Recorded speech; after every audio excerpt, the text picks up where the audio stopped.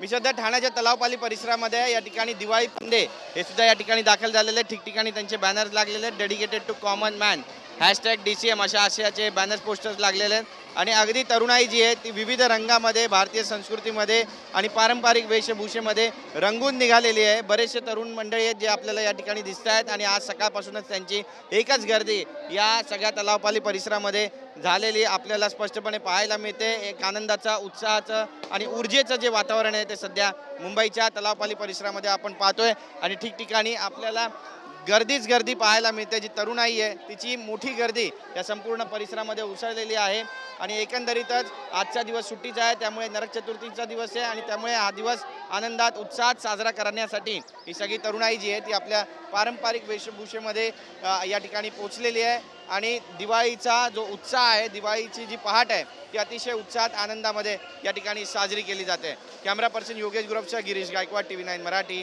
Thane.